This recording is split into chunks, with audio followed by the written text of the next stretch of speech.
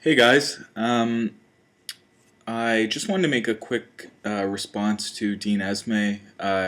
He just did a video response to Going Rampant. Um, this will probably just be a static image here. I usually hate doing that, but I just kind of want to get this out quickly. I don't have a ton of time tonight. Um, but if you aren't already subscribed, I recommend going over to Dean Esmay's channel. I'll link it below, and I'll place this as a video response. I urge you to go check it out and watch the video I'm responding to. Um, this will be a short video because Dean mostly covered it.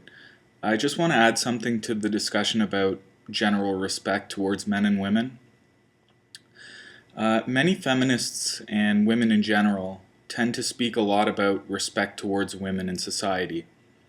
Um, I agree with Dean that it depends a lot about context and circumstances, whether or not men or women tend to be more respected.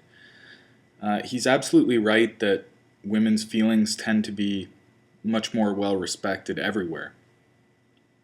Society essentially bends over backwards to avoid offending women. I've recently done a video which was a response to Stardust, where I talked about various groups that were male-dominated that have relatively recently become fairly equally represented by gender.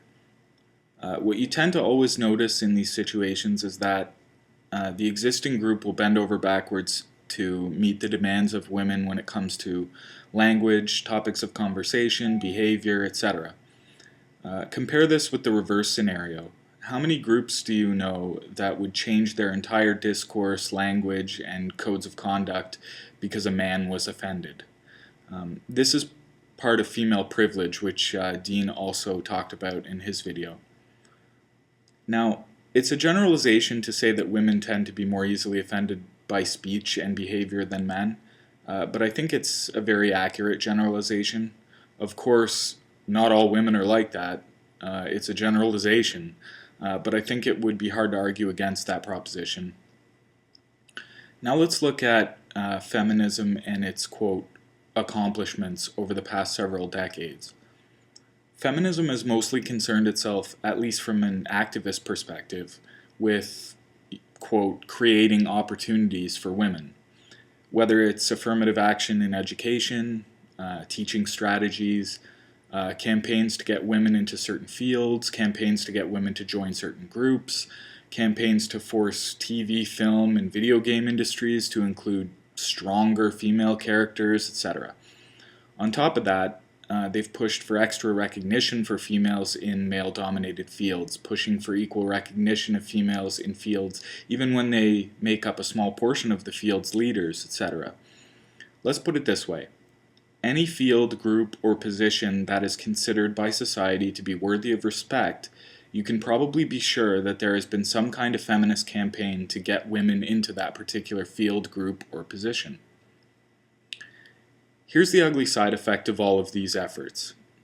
You cannot push for extra entitlements, extra help, extra incentives, extra scholarships for women, a leg up, less obstacles, etc., and then expect respect.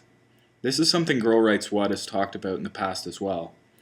This is why most successful women outside of feminist academia either disagree with feminism theory or should disagree. You simply cannot expect to be respected when you have demanded that society bend over backwards and saw its legs off at the knees so that you don't have to deal with the obstacles, failures, and risks that men are required to deal with. We have a society that will not allow women to fail. If you want an explanation as to why 80 to 90% of the homeless are men, this is the reason. If you want to know why men commit suicide at 4 times the rate of women, this is the reason. If you want to know why women receive significantly lighter sentences than men, if sentenced at all, for the same crime, this is the reason. We as a society do not allow women to fail. Feminism has only ratcheted up the already existing phenomenon to great heights. At the end of the day, in a world where feminists have demanded extra help for women, even in a field like education, regardless of the fact that women already make up the majority of university students and graduates, you just can't expect the same level of respect. Feminists demand respect. Men have to earn respect. Men who don't earn respect are all of the things Dean just talked about.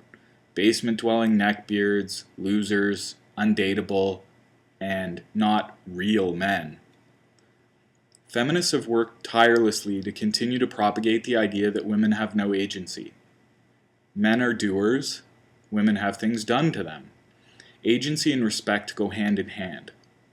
When Babe Ruth hit a home run, it wasn't the ball that got respect. This, of course, is exceptionally shitty for women who fought their way to success, competing with men on a level playing field and winning. Unfortunately, these women sometimes don't get the respect they deserve because of feminism's influence on our society in denying women their agency and convincing them that they have none. Anyway, this may have turned out to be a little longer than I thought, but I just wanted to add to what Dean had said about the perception of respect as it pertains to gender. Thanks for watching. Let me know what you think.